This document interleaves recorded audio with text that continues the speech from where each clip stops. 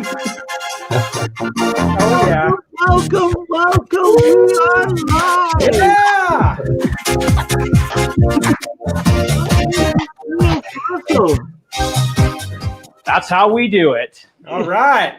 And I'm Neil Thrustle. I'm from Calgary, and we've got guests from in the Mountain Time. We've got people in Pacific Time, and we have a guest from the land of down under. Michael's with us, and we'll get some introductions later. But we're here to talk about picking up your life in this terrible time. There's nothing we can do about what's going on. The only thing that I have control over is my attitude. And so recognizing that it's my attitude that can control how I see the world, I am choosing to be positive. So Neil Thrustle here from Calgary, Alberta. Jamie, who are you? Where are you? Neil, thank you so much. My name is Jamie Adamchuk. I'm with UE Coaching. I share my time between Vancouver, British Columbia, and Carson City, Nevada on occasion. And sometimes you can even find me down in Florida. I'm here today. This all came about because you and I, Neil, we had a quick little text discussion just on text. It's like, hey, we should do a Facebook Live. And you kind of questioned me a little bit. You know, what's your thoughts? I'm like, man, there is opportunity out there. There's so much opportunity. And I'm not talking about capitalizing. I'm talking about shifting the narrative from all the doom and gloom to really seeing the positive, really changing that mindset so that we're not going down that rabbit hole. We're climbing out of it into the beautiful sunshine. That, of course, evolved into the rest of our amazing guests that we've got here. And since you're right on below me, I'd like to welcome you in. Bailey, tell us all about yourself. Thanks, Jamie. So I'm Bailey Tobin. I'm from Prince George, British Columbia, and I own two businesses. I have a home decor store, which is called Theory at Home, and I also have an interior design business. I've had Theory for 8.5 years now, and the design business for 12. And until this week, I had employed 9 people, which I had to lay off most of them, but we're going to be okay with all of that. And I'll go into it a little bit more, how we're kind of coping through that. Awesome. Thank you so much for that, Bailey. Mick Scottney, you're right on below in my screen. You're right on below Bailey, so I'll pick on you next. Mick, welcome. Thanks very much, guys. I'm from Mount Isa, Queensland, down in Australia. And when Jamie messaged me and said, hey, you know, we've been chatting this week about opportunities in business and opportunities in the world at the moment and all the things that are going on, he said, do you want to jump on a call and live? I thought, yep, beauty, that's perfect, because I'm, like Jamie said, change the narrative. That's something that I've been really trying in our own businesses. And I have a contractor business, reasonable size contractor business. We have about 75 employees. And I also do business coaching through Awaken Business, my other business. And that's where I help other small businesses try to change their mindset and really dominate in business and take advantage of the opportunities out there in the world. So I'm pumped to get started and talk about all the opportunities, and I'll go through some stuff what we're doing at the moment. And we're pretty lucky where we are at the moment. It hasn't quite touched us yet, but economically it obviously has. Thanks very much, guys. I can't wait.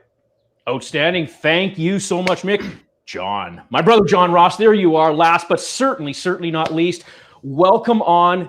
Give us your bio. Introduce yourself, my brother. Yeah, my name is John Ross. I'm from Edmonton, Alberta, Canada. I've got a construction contracting business and also a wealth education business, which also does investments and things like that. My biggest passion is just redefining how we view wealth and inspiring other people to take advantage of that and create their own financial freedom, create their own life on their terms.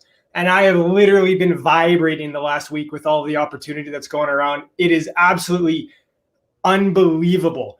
And if I'm here to tell people that if you're waiting for the government to save you, you better stop waiting. You got to save yourself. It is not going to happen. You're inside your house. Good. You're quarantined. Now's the time to take some time. You're forced to sit at home. You're forced to be unemployed. Take this opportunity. Figure out something else. It's unbelievable. The greatest fortunes in the world were built in the worst times. The point of maximum opportunity is the point of maximum pessimism, and we're almost there. I don't think we're quite there, but we're almost there. Hallelujah, brother. Yes. Everyone on this call is on the panel here. You're preaching to the choir. We are all 100% in that. It's what we do with it. Like, It is a tragedy. It's a travesty. It's here and it's upon us. What are we going to do?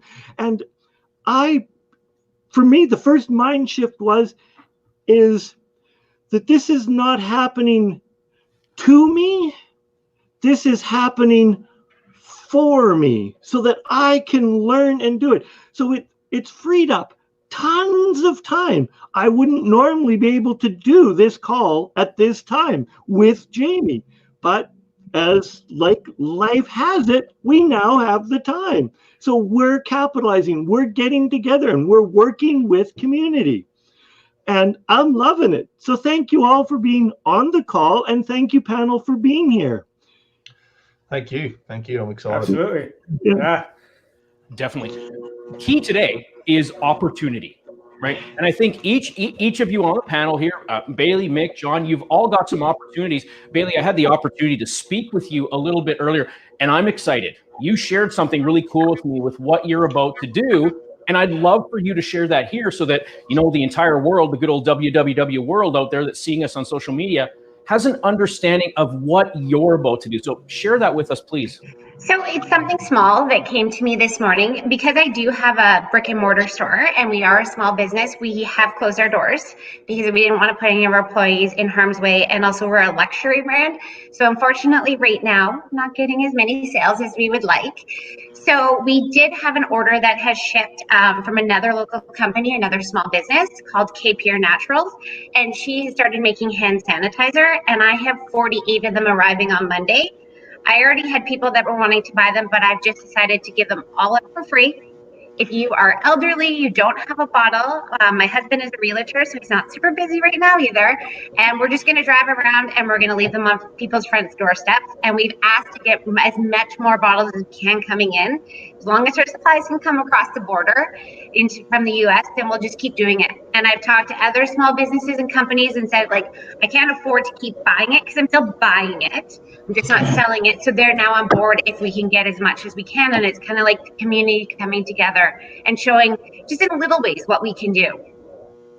That is amazing. Very cool. That's what it's all about. You taking this opportunity, remember, it's all about opportunity, and making something amazing out of it. Sure, you could do like so many others are and put it on Amazon and mark it up 10 times. But I think which I never do. But that's not the right thing to do. No. We've seen people that do that are looking to, there's Neil. He went off for a second there. We've seen people that are looking to make that quick buck, and you're doing quite the opposite. You're costing the company some money by bringing this in, by having this happen. Yet at the same time, you're making such an impact, giving this to those people who need it, being able to give it away free. Number one, how does that make you feel as an entrepreneur, as a business owner, to be able to do something that big? I'd love to hear. It makes me feel really good because, guys, I rely 100% on our community giving back to us, for us to be able to open our doors and pay all of our staff. So if there's little small things that we can do, then why wouldn't we? Absolutely. The best way for people to get a hold of you, say I am, an older person or whatnot, and I needed to get some. How can I get a hold of you to say, hey, you know what, I'd love to get a bottle of that. I'd love to be able to use that. How can I do that? So I would probably say to DM me, probably either on Facebook or Instagram, and we're Theory Hardware. And if you want to get a hold of it that way, or you can even just find me personally, Bailey Tobin. And because I don't have that many bottles, I will be picking, but I just ask people that don't take it if you don't need it, and make sure that there's other people that really do need it. So just be conscientious of that. Awesome. That's incredible. One other question while we still got you here on the line, with the layoffs and stuff that you've had to do, how did that go? How did it all happen? And maybe how did you come to that decision to take that step? Well, it wasn't an easy decision because most of us have worked together for, some of us for 15 years, some of us for 9, and then mostly everybody for 3 years. So we've kind of built this family, and we actually are each other's family with each other's, all families combined in together. So I wanted to make sure that they were taken care of, and also that in the end, they have a store to come back to. So if I kept them, I'd have to reduce their hours, then their EI would be lower than they could possibly get, or it would just be more money out of our savings that need to go towards our rent. So we're just really making sure there's something for them to come back to.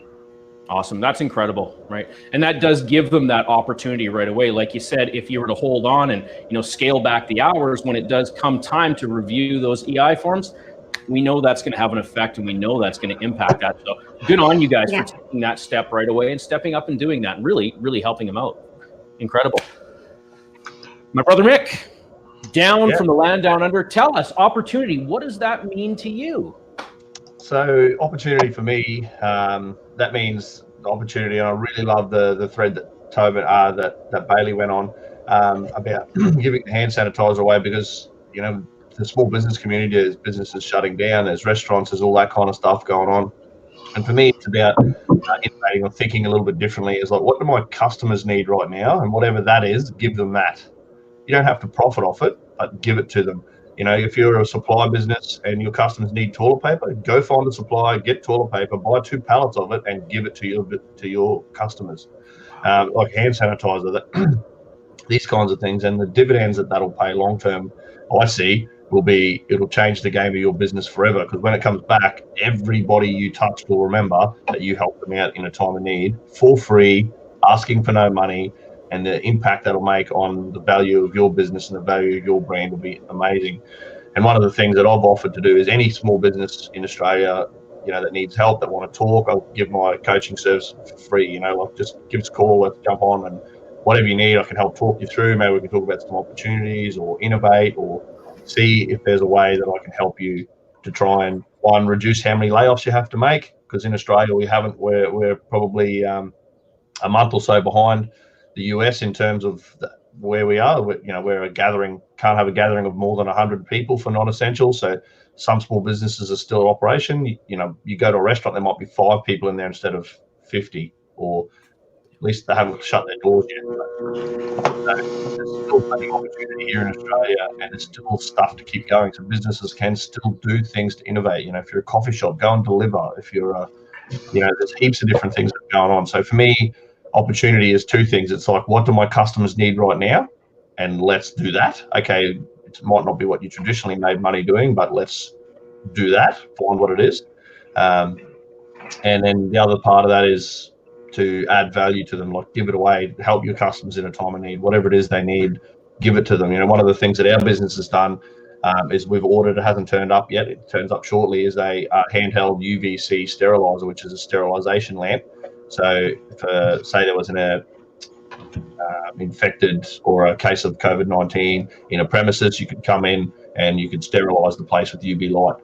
A few seconds, waving it over the surfaces, and it kills off any bacteria, including viruses like COVID-19. So, and it has been tested against us. So we've ordered one of them so that we can give it to our customers if they have a case of COVID-19, so they can sterilize their place and get back up and running within a certain amount of time. So. And again, we can charge it handsomely for that, but we're giving it away. It's just a service we're providing. That's one of the things that our contractor business is doing. So I really see there's opportunity everywhere, and regardless of the opportunities in business, there's opportunities in wealth, which John will touch on because that's his area of expertise. So there's so many opportunities in the world at the moment. But yeah, that's for me, that's what I see opportunity at the moment. Humongous.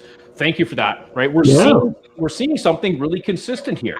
It's that idea, that sense, that feeling of giving back, of really giving something back, not worrying about the cost, not looking to capitalize on here, but really giving back.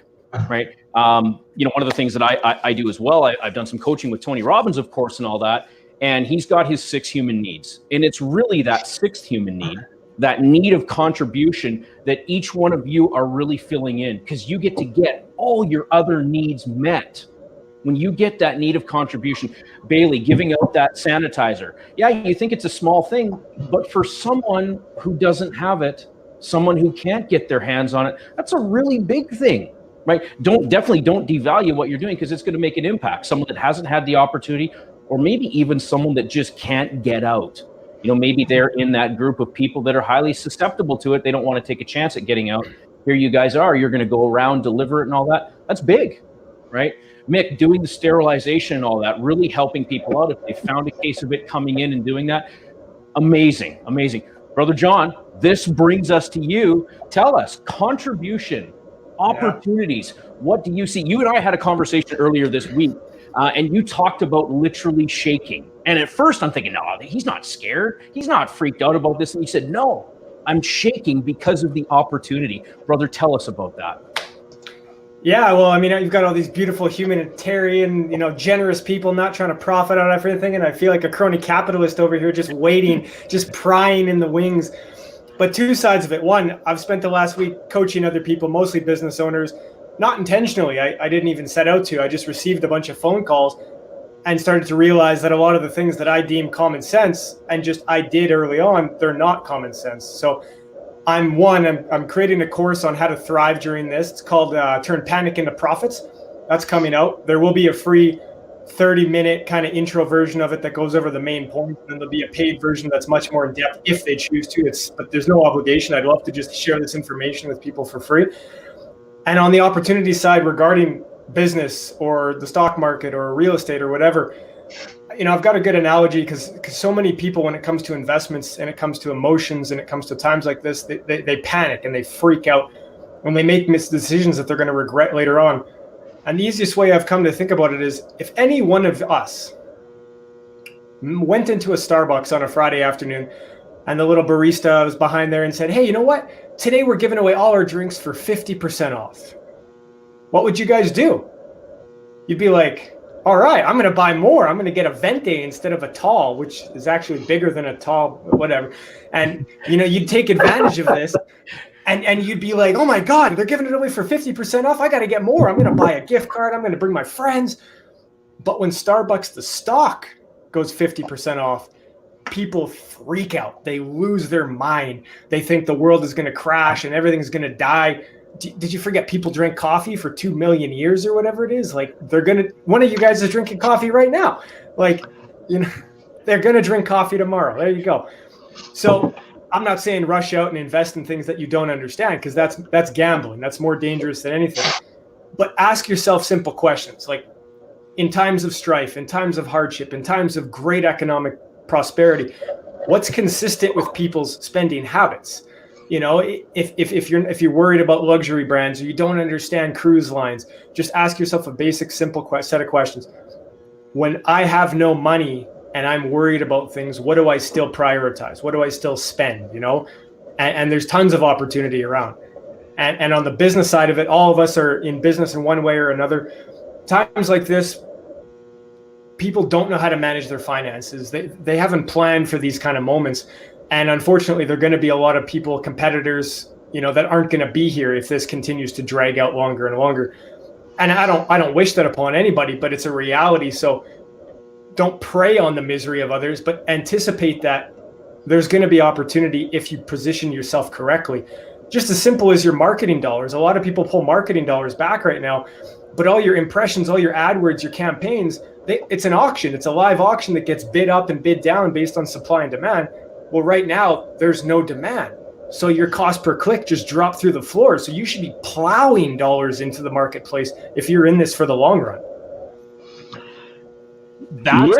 Yeah, go ahead. Go ahead, Neil. No, I can't even think of the word. I am so onto that. Yes. Right. The opportunity is really there. And I mean, John, you shared something really pertinent there. Is think about it. When you're in that place where you've pulled back on everything, what are you still going to use? What are the things that you're going to need? The light bulb started going off for me there, right? Oh, I'm going to need this. I'm going to need that. There's a lot of things that I'm still going to need. I was at, Superstore today, shopping chain and all that. Yeah, I think they trade on there. People are still going there. Maybe that's something that I've got to look into. I'm not the stock guy by any means, but it's those things, right? What am I still going to use? What am I going to need? Because you know what? We are coming out of this, yes. Right? And the one thing that I wanted to share too that really brings into light, we talk about all the time about all the people that have passed away from this. And last I checked, it was yesterday, 10,500 somewhat people have passed away from this. But the news isn't reporting on how many people have actually gotten better. How many people have actually, regained their health from this? The number is in excess of 90,000 people. The news isn't reporting on that. And this is what we need to start to share out there, not the doom and gloom, but the real upside, the opportunity among it all, and the different mindset of positivity. Right? We are going to get through this thing. Oh, now, yeah. question for everyone here, and I think this is a pretty pertinent question here. I've asked it with the We lost world. him. Oh, did we come back? Are we back? Yep. We need your question. Okay, Yeah. I believe that the world is in the process right now of moving on. I believe it's really moving on. Things are happening differently. Many employers, in the larger tech companies and all that, they've sent their people off to work from home because they can work remotely. I think that we're on the precipices of a dynamic change. I'd like to just get some insight. I mean, we don't have our crystal balls to look into the future, but what do all of you think is going to be different come July, August, when we're out of this, when that time has passed? What do you guys think? I'll jump in. I think there's going to be, from many industries, if you can work at home, they're going to definitely encourage work at home because it reduces a corporation's bottom line when they don't have to pay for your office space. Absolutely. Just my thought. And the people, all of the life coaches, all of the fitness coaches that have been forced to move online, I don't think they're going to move back into the box stores when we're done. Yeah, I'd agree with that. Other thoughts? I think that has huge implications, not only with people moving online, but in the real estate game, then there's a whole stack of office space up for grabs, which is premium space, and they make big dollars in the city. So all of a sudden, all these big, massive office spaces, they want to halve their office space in the city.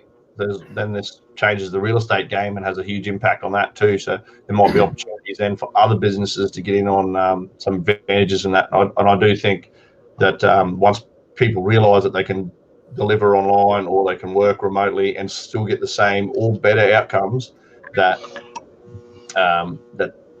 will be a big transition, and a lot of people will go that way. I do think there will still be some that will go back the other way, back to what they were, but not to the same extent. So I think the business will still have the office in the city, but instead of 5 floors, they might only have 2 now, and then you come to the office 1 day a week instead of 5 days a week, and you share desks and things like that will change. So they reduce, and that'll have a huge impact, but that'll have big impacts on office furniture stores. So then you've got to think, well, what do people need at home? They need a different type of desk. They don't need the cubicle desks. They need a different setup for their home, because most people don't have a really nice desk set up at home. So let's then do something in that way, so that as a business owner you go, all right, so let's look at home desks instead of commercial office desks, and let's focus on that area, because that's what's going to be needed as more and more people, they want to make their home office a lot nicer. So then they'll upgrade their home office and do a few things like that. So that's where I see opportunities, and with the transition to where everyone being online and whether it goes back or not, I think there's still huge opportunities, and it'll have a big impact. Can't wait to see what goes on. Gotcha. So Great. a little bit off of Michael, he was talking about, being at home and working from home. So coming from interior designer, we have now moved our business to each one of our homes. We're communicating that way. But I also think we're going to see when we come out of this, there's going to be a lot of home renovations and a lot of people wanting to make a change with construction, renovations, new home, moving on to new things, because there's only so much time you can spend between your 4 walls and not want to redo something. Yes. And that's a really, really, really super valid point, right? I wasn't even thinking along those lines, but Bailey, that makes so much sense, right? People are only going to look at those 4 walls for so long, and then it's time to do something. So there's that opportunity again, right? Builders out there, home renovators and all that, listen to this. There is opportunity. Maybe now, and John, you said it, right? AdWords, everything's down. The cost is inexpensive. Maybe this is the opportunity to start sharing who you are, what you're doing to make a socially responsible impact right now, so that when this is all over, those people remember you, right? This is great. Now, question for you, John, and for you, Mick. You guys both have service type businesses where you're actually going out there, you're going to a client's workplace, home, whatever it is. John with the decks and all that. What changes in that respect, if anything? What do you guys think? I'll let you go first, John. Yeah, well, I mean, where we're at currently, we have a seasonal business, so we haven't really fired up anyway.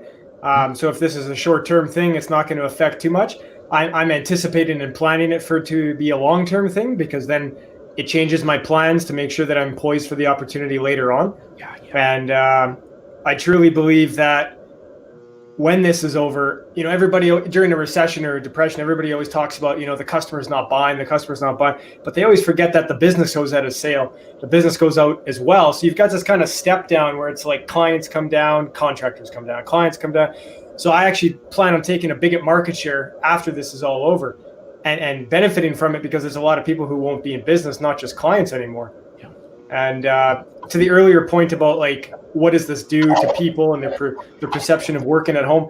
I think it creates a massive demand for coaching, for therapy, for communication, for workshops, because when we accelerate the digital revolution, you take people away from each other where they're normally meant to figure shit out. They're normally meant to be in, you don't have any office COVID talk anymore. There's no more office. There's no more cooler. There's no more bitching and complaining about the boss. What are you going to do? So I think there's going to be a huge demand for people like you, Jamie, coaching, for all sorts of different coaching, because people are going to be sitting there with their spouse or their kids or their dog, and it's just going to be them in four walls. Like, after they've renovated it 5 times, and Bailey's happy as that, but everybody else is sitting there like, what am I going to do? Like, I can only talk to my dog so many times. There's nobody here. Like, one of my friends has mentioned that his background is Chinese, and he said the increase in divorces in the province of Wuhan has gone up dramatically. There you go.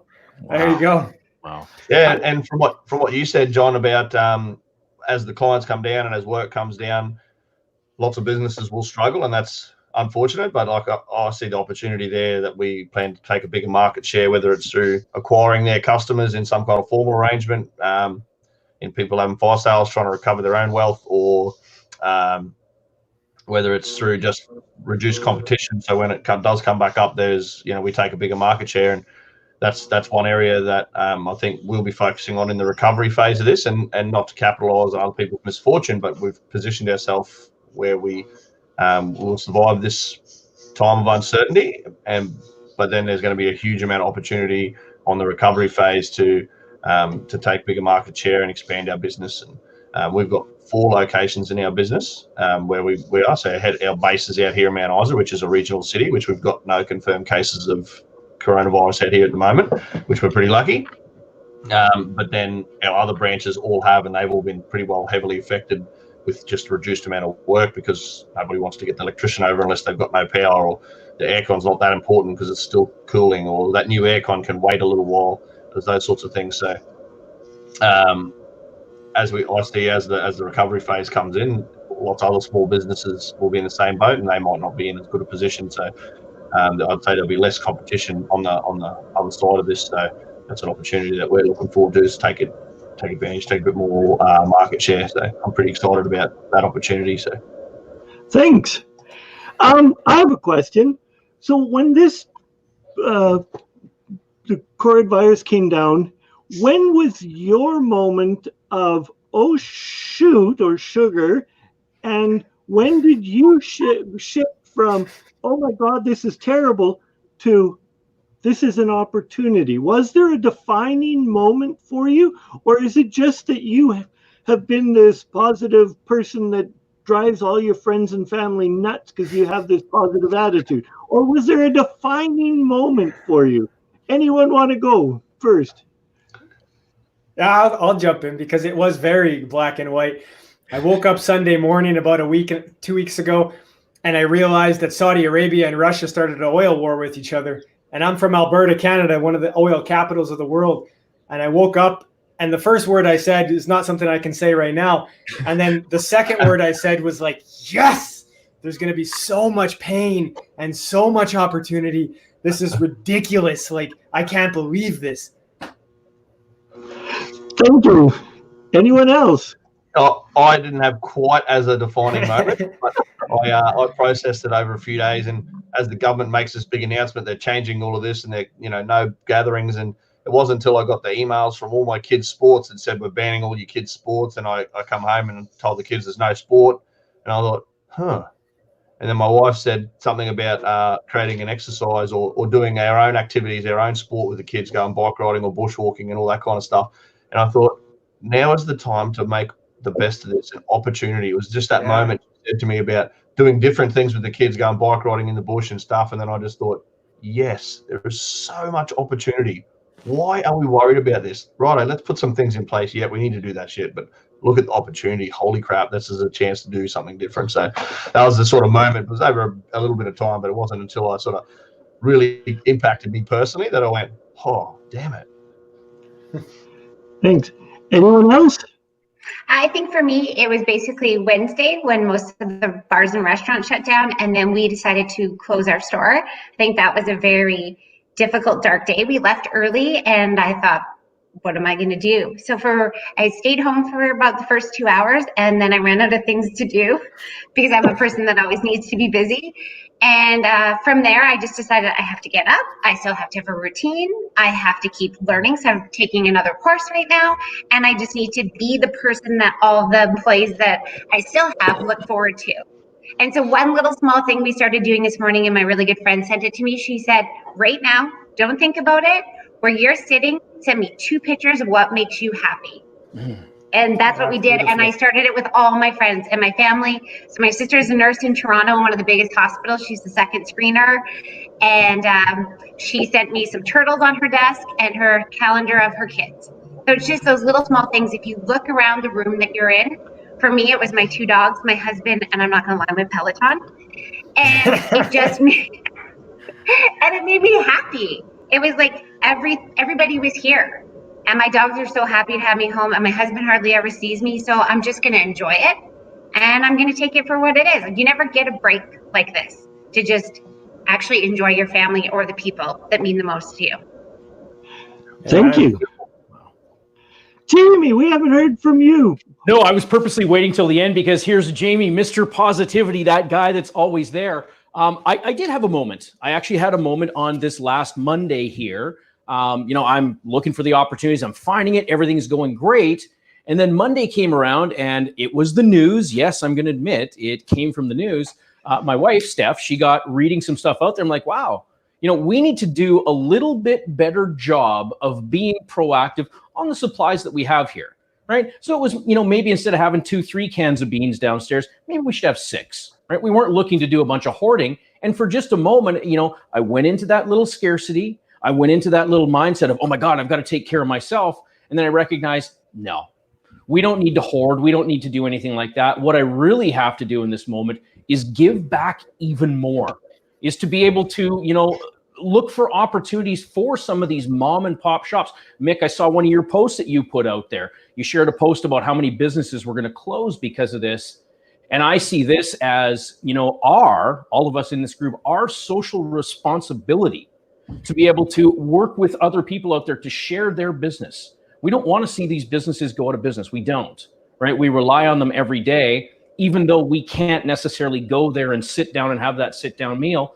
Maybe sometimes once a week, twice a week, maybe we do need to think about that takeout or something along those lines to keep those businesses going, to do our part. And at the same time, let everyone else know. I put out a couple posts on social media. I want to know whose people's, what business they have.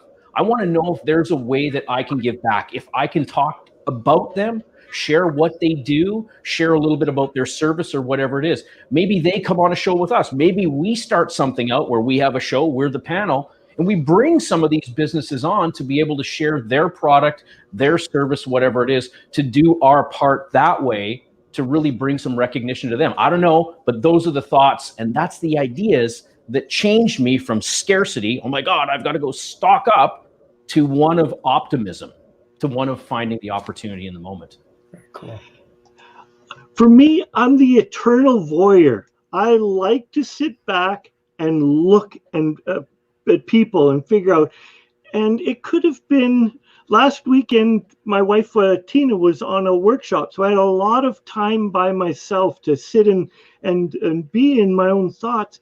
And so many of my friends were scared, petrified, because I live in Calgary, Alberta, and a lot of oil companies are head office in Calgary, Alberta, and they were scared because they were losing their jobs, person after person after person. And all I could think about is, how can I support them? And I realized all I can be is the calm and in the storm. And it was that clarity that, which was part of the impetus to have us get together, was I need to change my thought pattern to be the calm, but also to be able to say that there is an opportunity in everything, in every tragedy. There's always an opportunity. It could be a learning opportunity, a development opportunity, but there's always something. And it was at that point in time that I realized that when I changed my thought process and recognized that this isn't happening to me, but rather it's happening for me, it changes when I recognize that it's happening for me. So how can I do something different? How can I change my thought patterns? How can I if I'm complaining, I now have time. If I'm complaining about getting overweight or not eating healthy, now is the time when I have the time to get healthy, to look after myself, look in different things, look in parts of me that I'm afraid to look at, and sometimes that's just a call to Jamie. Yeah. Sometimes that's all it is, isn't it? Yes. Amen. Yeah. I think we've all put in those calls to Jamie, let me tell you. And you know what? I'm glad that I can serve. And that's one of my ways of giving back too, because I know there's a lot of people and there is that scarcity mindset going out there. But if I can donate 30 minutes of my time, if I can donate 45 minutes of my time to get on a call and make a difference in a person's life, then I want to do that. I believe I'm a very high altruistic person. The DISC and values profile, and I come out altruistic is through the roof. It's about, 87, 89, like it's insane. What that means is that I truly have a passion, a desire to help others and see that. So when I see people suffering, I just want to go give them that big hug, although I know I'm not allowed to right now. I'll give them a virtual hug. But if it's even just getting on that phone and finding those opportunities in the moment, getting 1, 2, maybe 3 tools of how to change what's going on, then I can feel good, they can feel good. And that's what's really important to me, right? I love to give back. Hallelujah. Right. That's Anyone have some random thoughts that they want to throw in here? We're at about 40 minutes. Yes. I can't believe that my entire youth, I was a loner till I was like 12 or 13, and I was ridiculed and ostracized. And now it's the cure to kill the virus. Social distancing is the answer. What? Now I'm very extroverted and love being around people, and I don't want to social distance, but I'm just laughing that what I grew up doing was shamed, and now it's promoted as the solution. It's crazy. Yeah. I think it's quite funny. So everybody always, especially in regional Australia, everyone wants to move to the cities. And now in the cities, everyone's in isolation and lots of shops are shutting down. And out here in regional Australia, we're sitting untouched. And we're like, well, there's huge opportunity out here. Now people are starting to realise that maybe it's actually not such a bad place to live after all. We had a couple of fly in, fly out workers, and they said, we might just move out to Mount Isa. I think it's a bit safer out there. There's less city, less, less going on. There's a lot lower risk of catching the virus. So they're like, well, it's for everyone, all of the regional Australia want to go to the cities and live on the coast and stuff. And now they're sitting back going, maybe regional Australia is not so bad after all. So what time is it in Australia right now, Mike? 7:40, 20 to 8. So thank you for getting up bright and early for us on a Saturday morning. No, that's okay. It's my pleasure. If we can serve some people out of this and they get some value, it was worth every minute. Yeah. It was worth every minute just to meet you amazing people. Absolutely. Awesome. Likewise. It is opportunity. It is a positivity mindset that's going to get us through all of this, right? Ultimately, when we train ourselves and we practice it over and over and over, we choose not to focus in on all the doom and gloom, and all the negativity, but maybe where we can simply go and contribute, where we can take just a little bit of our time, right? A little bit of our money from our business, a little bit of our effort, and put it towards that greater good, to serve that greater purpose. Maybe then we've actually met our purpose in life. Maybe that's what it's all about. Like you say, Neil, right? Life doesn't happen to us, it happens for us. Perhaps this moment, this time is our time that we can give back, that we can go fulfill our destinies and what we were brought here for. Now, that's opportunity at the maximum. Certainly But is. you can't forget to mention how the world is doing so much better, like Earth-wise, with all the factories and everything shutting down and all the carbon off-gassing and everything. So it's nice to see that. That's a huge bonus. It certainly is. Yeah, we're all going to hit our 2050 commission or emission reduction in 6 months. Yeah. Unbelievable. Yeah, it is truly amazing. And that I heard something the other day, someone was sharing with me that, and gosh, I can't remember the location of the place, but the dolphins had actually come back somewhere where, I saw that too. right? They weren't there for the longest time. Gases, pollution, boats, all that sort of stuff. And now the dolphins are coming back, right? I think this is a recalibration. I think this is a little bit of a reset that, really everything is going to be changed from this moment forward. And for those of us who are embracing it, right? For those of us who are finding the opportunity in those moments, who are truly embracing it, we're the ones that we're going to go on to succeed, right? We'll succeed in a socially responsible way, not trying to profit off this time, but genuinely helping. And I think it's made us slow down as a whole community. And I think it's like, you talked about all the divorces, but it's actually making my family better because I'm around more and I'm present. And my family that lives out of town, I'm talking to them every day, multiple times a day. So I think we're creating that community within, just your friends, because I'm reaching out a lot more to my friends than I would during a busy day, just to see if they're okay. And I have one friend every evening about 7 o'clock that calls me just to check in, to see how my day was. So I think things like that are huge. Yes. Yeah. The only thing I think John would have wanted us to buy Zoom 2 weeks ago. It's like if we would have had a crystal ball, we would have bought Zoom. And we talked about it offline. Toilet paper. Yes. We certainly did. Can I see like the landscape chamber today is about say like coffee shops, for example, and with the reduced numbers and the reduced amount of people maybe going to the office, even long term, once the world gets back to normal, and everyone starts to recover and business starts to return to usual, there'll be less numbers, less people, because more people will still be working from home. So what does the coffee shop do? How do they innovate? Why don't they, there'll be suburban or mobile coffee shops to set up in suburbia, go where there's a lot of people that work from home, go and set up a mobile coffee van and go around, and these sorts of things, I think, just to change the landscape of the business long term. Like, you sell coffee? Yep. Well, sell it to where your people are. They're no longer there. So where are they? They're in the suburbs now where there's no coffee shops. So let's go set up something out in the suburbs so that the people that do work from home and all those people can access, they still can go and have a coffee and they can still do all that really cool stuff like they would normally do in the city and create that experience for them at home. And I think that those sorts of innovations in business will really change the landscape of that city environment, specifically that city environment, I think, because it'll reduce the number of people in there and more people will be out in the suburbs and stuff. And the businesses that adapt and shift to that were the ones that will really succeed in the recovery phase and going forward in the next year or two.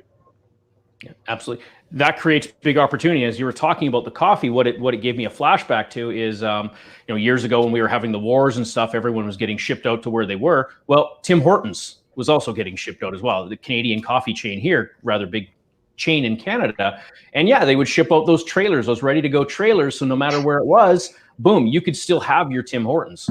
This creates that opportunity. Number one, right? Maybe instead of tiny homes, some of these people start taking those trailer chassis and they start moving into, into these mobile shops, these food trucks or something. Maybe it is looking at something like that. Maybe it's recognizing, hey, we have to review our permitting and whatnot and do it different. We've got a comment here from Erica Morris on here. She said, 9 months. give birth. Yeah, I suspect there's a little bit of that going on as well. No question. Yeah. Right? It's Consequence of a little bit of the consequence of a bit of time at home with your family. Yeah, exactly. And I'm thinking that's a pretty good consequence, as long as we're allowed to hug them, though. I don't know. As long as we're allowed to hug them. There's some rude Facebook memes that basically say that, you know, if you're one of those toilet paper hoarders, maybe you shouldn't be procreating. Yeah, indeed. Yes, indeed. Yeah, it's definitely given a lot of material for comedians going forward. I feel this. Oh, this yeah. There it is. On Facebook or on Instagram, I love that a lot of the big stars are doing free concerts. They're just doing their live concerts in their home. John Legend and Pink, and they hooked it up to their Instagram account and just sang. Chris Martin was on, yeah. Did you see Chris Martin's do his from Coldplay? Yeah. He was taking requests. Yeah. What? He had the guitar, he had the piano, and he was making requests. And I was like, Colin, this is amazing. This morning we just sat there and watched it. It's beautiful. Yeah. It is. That's amazing. Right. That's incredible. I think that's really what it's all about, right? Giving back. That's what they're doing. Giving back. And Jamie, you always say to me, how do you bring value? Yeah. Right? Yeah. These people are bringing value to us. And I think that's something we have to think about, how to give back and how to bring value. And I think that will help sustain us with our businesses and with moving forward where we end up in this. Yeah. Well, and Mick, to your earlier point about how you said, like, afterwards, how does this change? How does it look? You know, you got to adapt and have suburban coffee shops. And I think the ice cream truck comes back in a big way now. You know, not just belly button high pants for girls, but the ice cream truck is going to come back, and you're going to see a renaissance, and it changes a lot of things. And I think this is a really good opportunity for people to take a minute and ask themselves, like, hey, what have I been putting on the back burner that I keep making excuses for? What do I really want? Do I want to move? Do I want to work on my relationship? Do I want to start a new career? Do I want to go to school? Like, now's the time. You know, everybody waits till January 1st. Well, January 1st is here. So take the time, think about it, and let this be the kick in the butt if you need one to get started. And because I think, you know, one of you guys mentioned people have a lot more time now and they can reflect and much more connected. And I think this gives people an opportunity to look backwards and say, wow, I was kind of scared. I kind of feared for my life. And I recognize that what's really important in this moment is not what I have been chasing or not what I thought. Yeah. And hallelujah. Yeah. I saw somebody put a Facebook post out there a couple days ago and they said, like, you know, what are you grateful for? And by the time I had read it, there was like 35 comments and all of them said family. Every single one of them said family. I was the one that said business and stock opportunities, but it was number 3 on the list. Okay.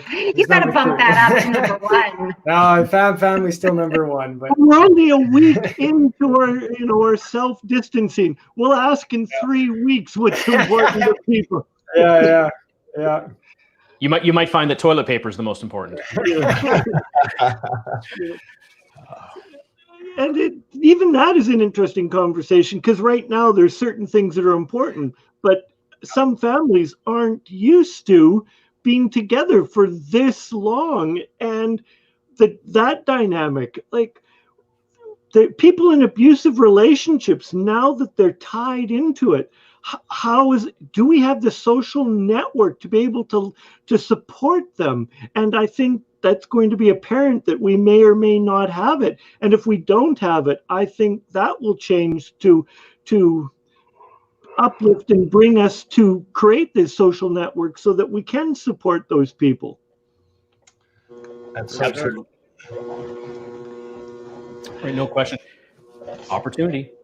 Every single thing. I must have said that word about 20 times now in this, but that's really what it is, right? One of those questions I ask myself all the time is, hey, what's the opportunity here right now, right? That has become one of those standard definition questions. And no matter what's going on, I'm priming myself to go and seek out that opportunity, whether it's to help, to make an impact, to change someone's life, to help someone's business, whatever it is.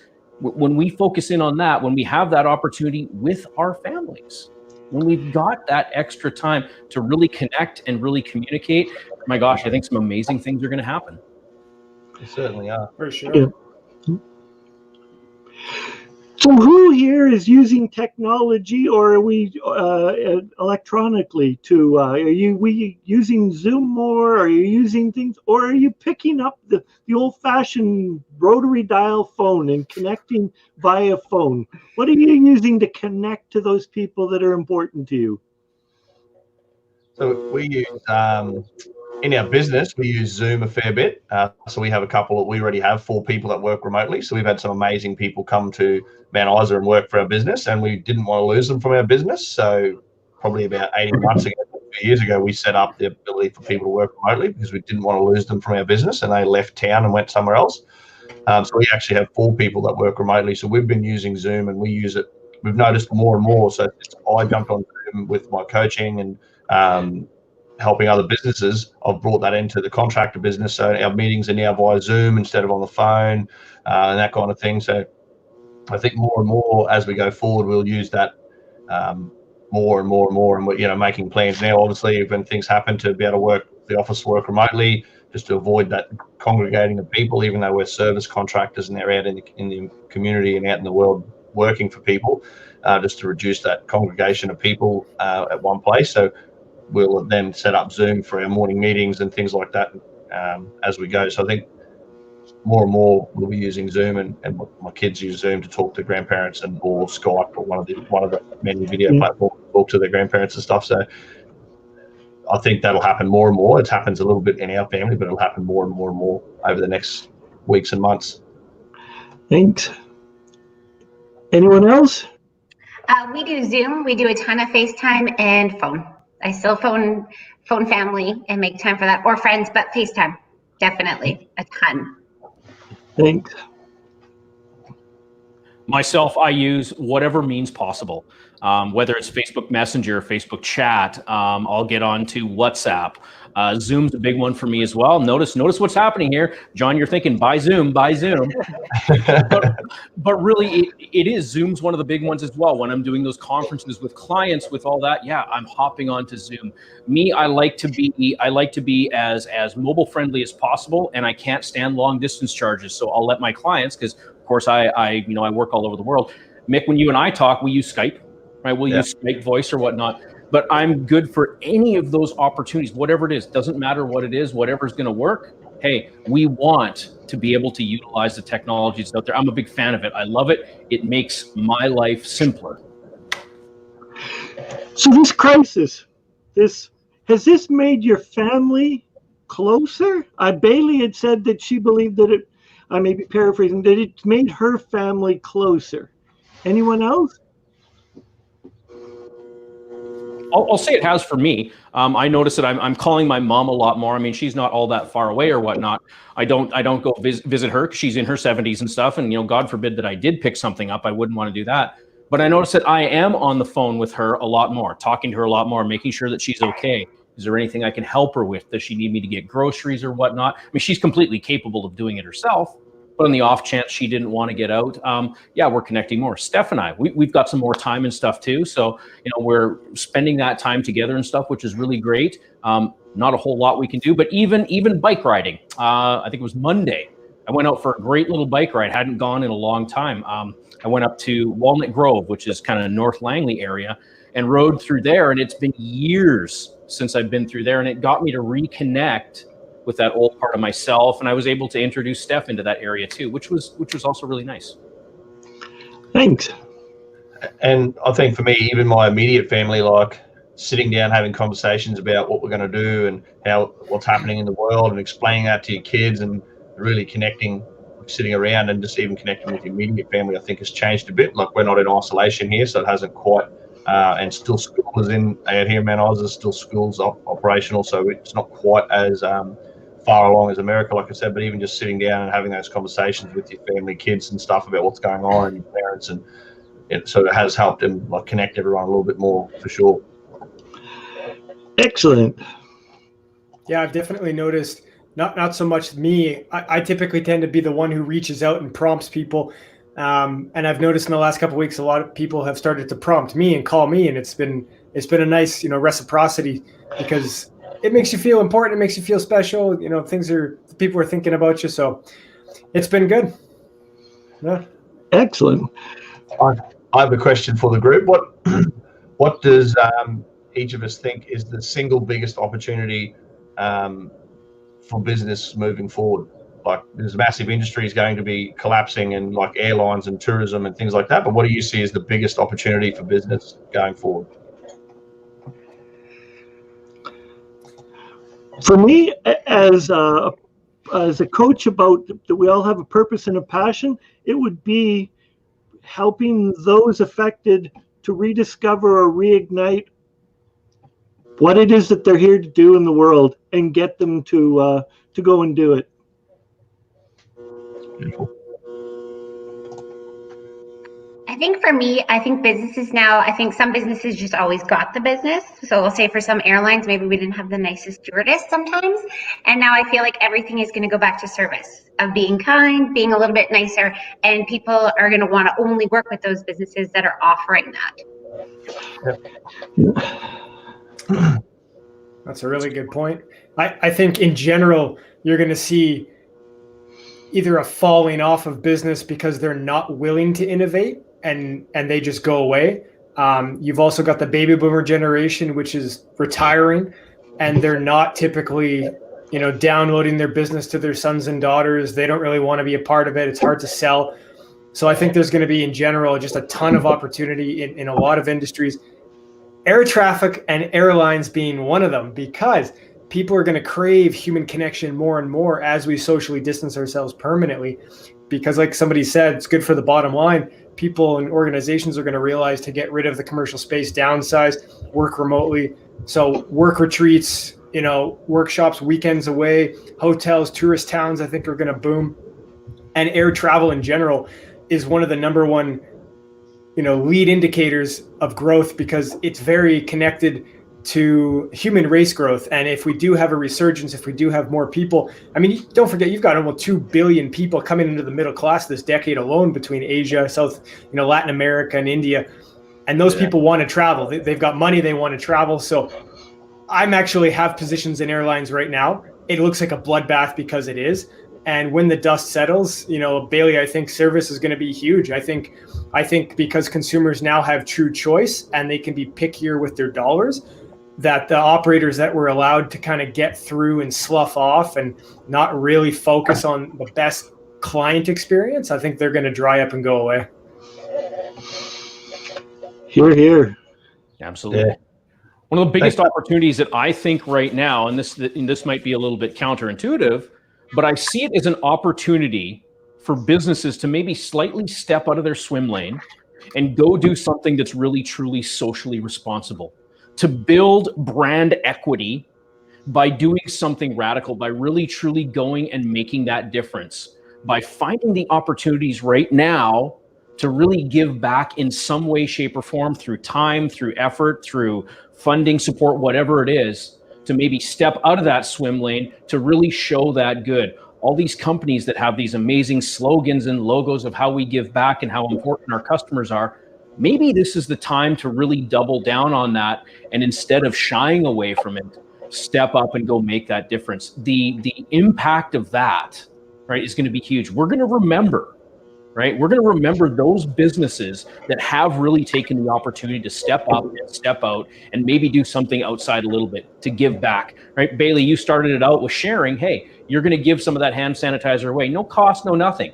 You want to give it away to those people who need it the most. That's amazing, right? And that's a big difference. That's you being in your town. Yes, I guess you could sell it in the store, but I wouldn't say it was going to be one of those main brands. That would be something that is out of the swim lane, yet at the same time, it's really giving back. That's that social responsibility that I talk about. I love that. That's a massive opportunity. Sweet.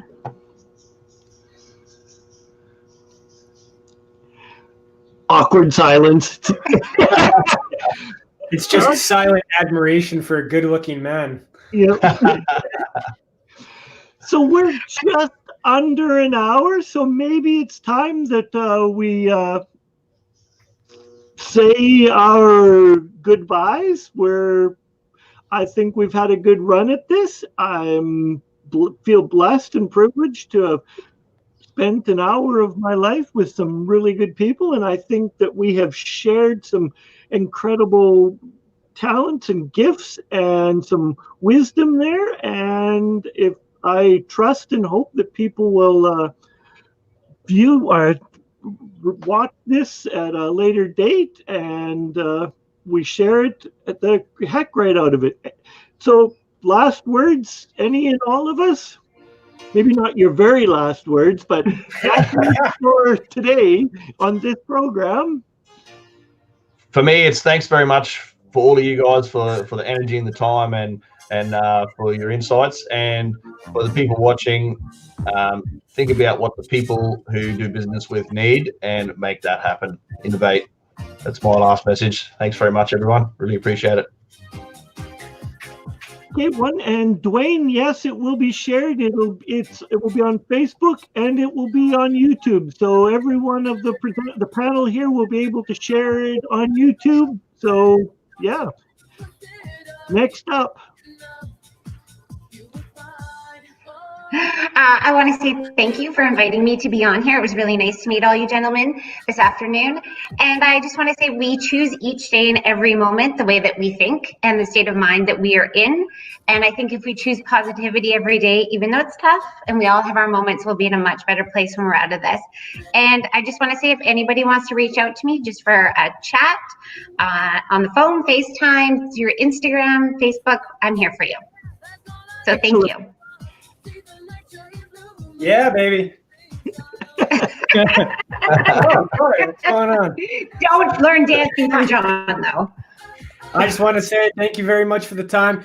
People out there, don't freak out. This too shall pass. If you look back in 6 weeks, 6 months, 6 years, you're not even going to remember half of the way you feel today. Look longer term. Don't make decisions out of pure emotion. Make sure to take some time, reflect, think, spend time with your family. Take this as an opportunity. And dance, shake that ass. Yes. Yeah. Absolutely. I want to thank everyone for coming on today. It was really last minute. I mean, this came up just yesterday. It was one of those total spur of the moments. And the fact that everyone made the time, I want to honestly thank you, sincerely thank you from my heart. That is incredible. It really is a beautiful life that we have, much like the song, and I want to celebrate that. If all that anyone got out of this was just that one or two ideas of how to innovate, of how to grow, of how to change, most importantly, to be socially responsible and make that impact, then everyone here, we've done our job. So I thank you for that. Amen. Thank you. Dwayne has left a Facebook comment and he says, dance party, Friday night with John. Yeah. So thank you. Take us away, Jamie. You got it. Mwah.